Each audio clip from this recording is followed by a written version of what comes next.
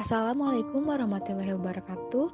Nama saya Farha Hairunisa, NPM 1850418, dan teman saya Eka Budi Wahyuni dengan NPM 1850443 dari Program Studi Pendidikan Biologi Fakultas Keguruan dan Ilmu Pendidikan Universitas Pasundan Bandung akan memaparkan tentang teori etologi pada hewan. Yang pertama yang akan kita bahas adalah definisi dari etologi. Apa itu etologi? Etologi berarti ilmu yang mempelajari tentang kebiasaan atau karakter. Etologi ini menekankan bahwa perilaku sangat dipengaruhi oleh biologi, terkait dengan evolusi dan ditandai oleh periode penting atau peka. Secara kebahasaan, etologi berasal dari bahasa Yunani, yaitu ethos yang berarti kebiasaan dan logos yang berarti ilmu atau pengetahuan. Ethos bisa pula berarti etis atau etika, dapat juga yang berarti karakter. Berikut teori etologi menurut para ahli.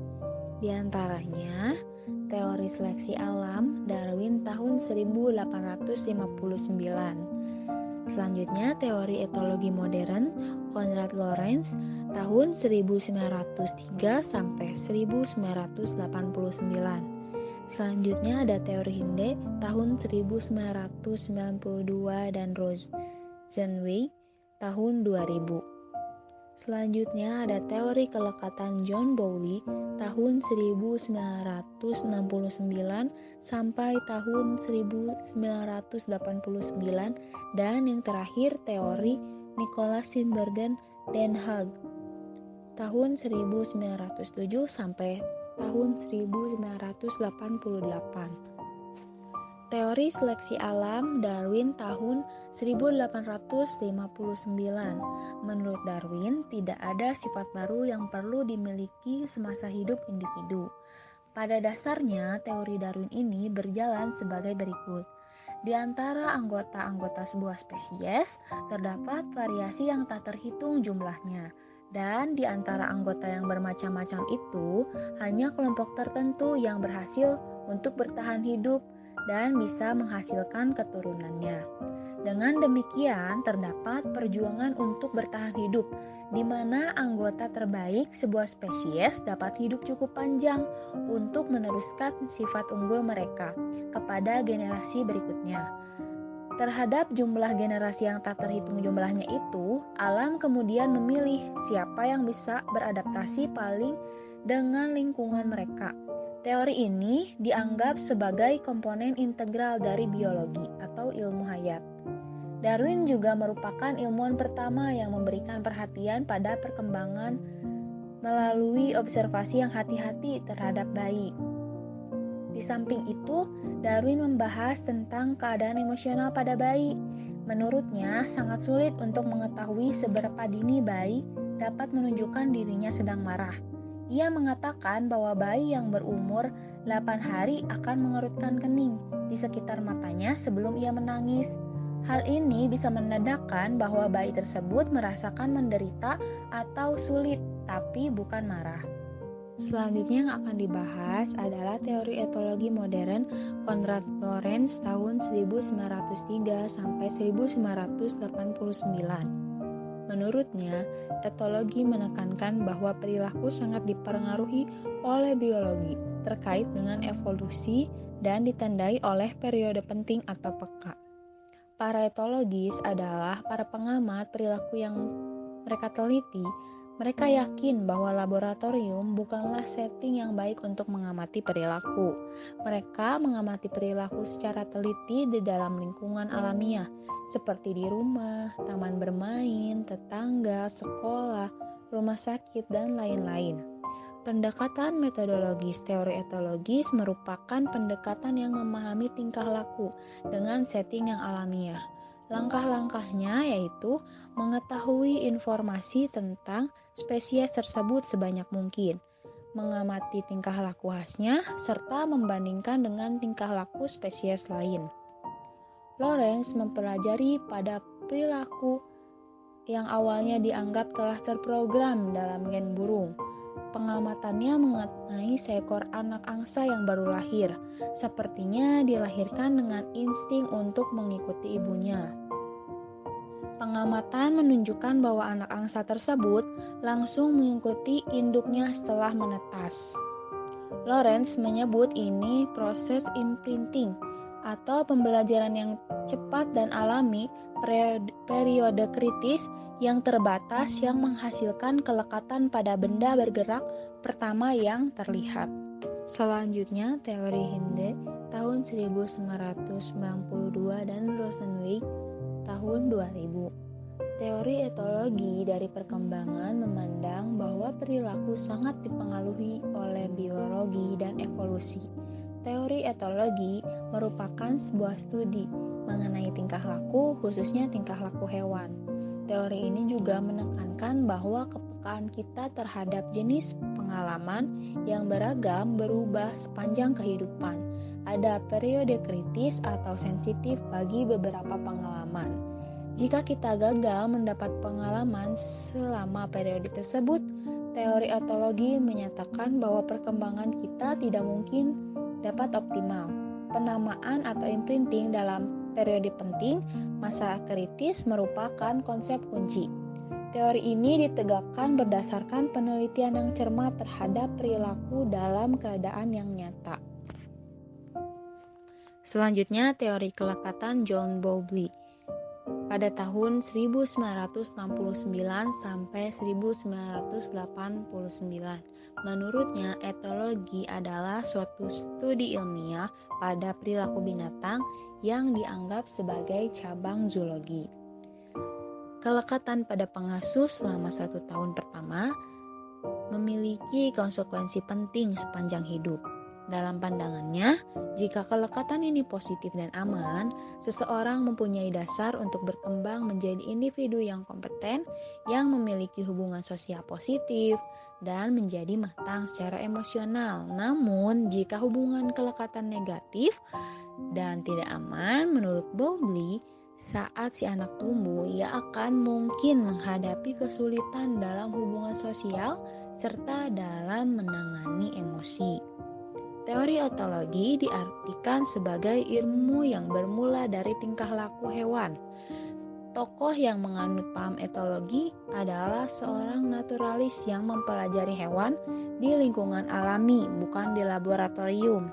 Teori yang membahas tentang etologi antara lain teori seleksi alam, etologi modern Lawrence dan Tinbergen, serta teori Bowlby, teori kelekatan. Yang terakhir, teori Nicholas Tinbergen Den Haag tahun 1907 sampai 1988. Ia mengemukakan bahwa teori etologi selalu memperhatikan 4 jenis penjelasan setiap perilaku. Yang pertama, fungsi. Yang kedua, penyebab. Yang ketiga, pengembangan. Dan yang terakhir, sejarah evolusioner. Tinbergen ini melakukan percobaan dengan menggunakan sarang tawon. Sarang tawon ini ditempatkan di tengah lingkaran bunga pinus. Kemudian lingkaran bunga pinus dipindahkan di samping sarangnya. Tawon tersebut kembali ke tengah lingkaran, tidak ke sarangnya. Hasil tersebut menyatakan bahwa tawon dapat menggunakan suatu bentuk di tanah dan terus menjaga lingkaran tersebut dengan belajar untuk mengenal sesuatu. Apakah hewan dapat berkomunikasi? Bagaimana bentuk komunikasinya? Komunikasi secara biologis merupakan suatu aksi atau tindakan dari suatu organisme yang dapat merubah suatu pola tingkah laku pada organisme lain, atau disebut dengan bentuk penyesuaian diri yang dilakukan dapat berupa pemberian sinyal, pemberian respon, ataupun keduanya, di mana hal tersebut telah terprogram secara genetik. Pada dasarnya, komunikasi adalah suatu interaksi yang terjadi antar satu organisme dengan organisme lainnya. Tetapi, jika tidak ada tanggapan dari salah satu organisme, maka tidak dapat dikatakan sebagai sebuah komunikasi. Jadi, dibutuhkan sebuah tanggapan untuk dapat dikatakan sebuah komunikasi. Komunikasi pada makhluk hidup terkadang membutuhkan energi yang cukup besar sehingga dapat menghasilkan respon dari lawannya.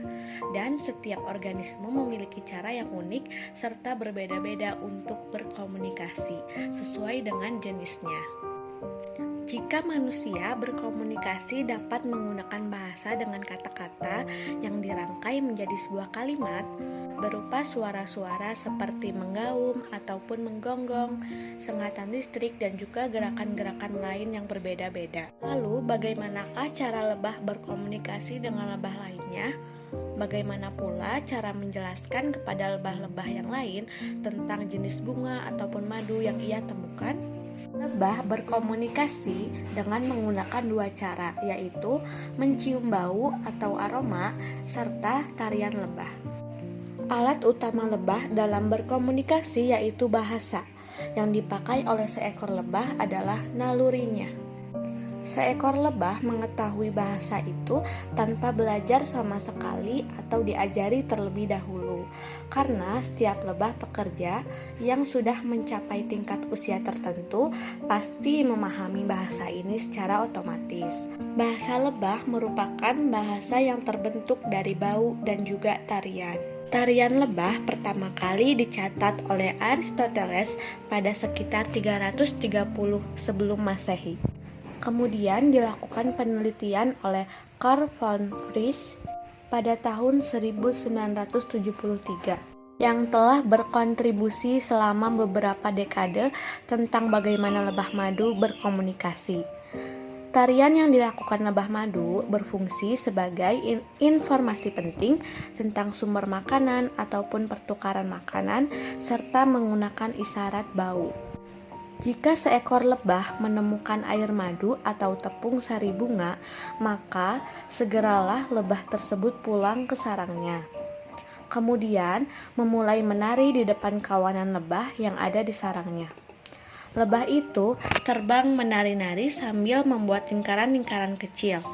Tarian ini merupakan isyarat bagi mereka bahwa lebah tersebut yang sedang menari telah menemukan suatu tempat yang ada air madu ataupun tepung sari bunga. Lebah-lebah madu yang lainnya dapat pula mencium bau dari yang dibawa oleh lebah penemu tadi. Maka dengan demikian, lebah-lebah yang lain sudah bisa mengetahui jenis madu atau bagaimana rasa madu yang akan mereka garap nantinya. Ada dua jenis tarian lebah, yaitu round dance dan waggle dance. Round dance atau tarian memutar merupakan gerak tarian yang berputar-putar dalam lingkaran kecil sambil menggoyang-goyangkan abdomennya dari satu sisi ke sisi yang lainnya. Dapat dilihat pada gambar yang ditunjukkan pada nomor 1. Karena gerakannya yang berputar-putar itu, tarian ini disebut dengan tarian memutar. Tarian ini dilakukan oleh lebah yang pulang apabila jarak sumber makan dari sarang dekat kurang dari 50 meter. Selanjutnya, waggle dance atau tarian goyang. Tarian ini terdiri dari ayunan setengah lingkaran ke satu arah. Lurus sembari lebah menggoyangkan abdomennya dan ayunan setengah lingkaran ke arah lain. Dapat dilihat pada gambar, tarian ini ditunjukkan pada nomor 2, 3, dan 4. Gerakan dilakukan apabila jarak sumber makanan jauh dari sarang. Arah letak sumber makanan diindikasikan oleh sudut terhadap permukaan variabel sarang dari lari lurus. Sudut lari lurus terhadap permukaan vertikal sarang sama dengan sudut horizontal makanan terhadap matahari. Kemudian, Randolph Mengele melakukan studi penglihatan warna pada lebah madu dengan tes yang lebih rinci, dengan mengukur kecepatan dan preferensi pembelajaran warna. Ia menggunakan berbagai warna lampu dan intensitas yang berbeda untuk memproyeksikan lingkaran cahaya pada permukaan. Untuk menguji kemampuan lebah membedakan dua warna yang berbeda, ia menempatkan piring kecil berisi air gula dalam satu lingkaran dan piring kosong kedua agak jauh pada lingkaran dengan warna yang berbeda. Seekor lebah ditempatkan dalam jarak yang sama di antara dua lingkaran dan diizinkan untuk memilih di antara hidangan tersebut. Lebah dengan cepat belajar memilih warna yang menandakan hidangan dengan hadiah, dan ia dapat mengukur seberapa cepat lebah mempelajari tugas ini dengan berbagai perbedaan warna. Hasil eksperimen ini menunjukkan bahwa lebah tidak belajar membedakan semua pasangan warna dengan sama baiknya. Lebah belajar paling cepat saat lampu ungu diberikan dan paling lambat saat lampu hijau. Warna lain jatuh di antara keduanya. Kemudian, Menzel memperluas eksperimennya untuk mempelajari aspek pembelajaran warna dan memori pada lebah madu. Menzel menemukan bahwa lebah mencatat warna selama pendekatan dan pemberian makan, dan bahwa mereka harus melihat warna selama total sekitar 5 detik. Seorang spesialis Amerika dalam kognisi lebah, Dr. Felicity Mutz, menyatakan bahwa lebah terbukti dapat mempelajari berbagai asosiasi makanan warna dan cenderung terus menerapkan apa yang mereka pelajari. Robot lebah, teknologi baru untuk penyerbukan. Robot lebah dibuat dan dilatih dengan menggunakan sistem navigasi Global Positioning System atau GPS. Selain itu, robot lebah ini dilengkapi dengan kamera resolusi tinggi dan juga kecerdasan buatan. Ini dilakukan agar pada saat robot lebah berpindah jalur tidak mengalami hambatan. Bahkan ketika melakukan penyerbukan tertentu, robot lebah bisa melacak lintasan antar bunga sehingga dapat mendarat dengan lancar. Menurut Eijiro Miyako, sang pemilik ide, robot lebah nantinya akan menggunakan gel ion cair untuk bisa mengambil serbuk sari dan melakukan perluasan dari satu bunga ke bunga lainnya. Robot lebah diciptakan untuk penyerbukan bunga yang biasa dilakukan oleh lebah. Robot diciptakan karena keprihatinan akan menurunnya hasil panen buah dan sayuran di Jepang. Semua itu diduga akibat menurunnya populasi lebah yang berada di alam bebas dan penyerbuk alami lainnya. Hal ini bisa saja merupakan dampak dari pemakaian obat hama atau pestisida yang berlebihan. Robot lebah ini rupanya sudah pernah diuji coba, semua itu untuk mengetahui apakah robot lebah ini mampu atau tidak melakukan penyerbukan tanpa merusak bagian lain dari bunga. Sekian penjelasan dari kami. Mohon maaf apabila terdapat kesalahan. Terima kasih. Wassalamualaikum warahmatullahi wabarakatuh.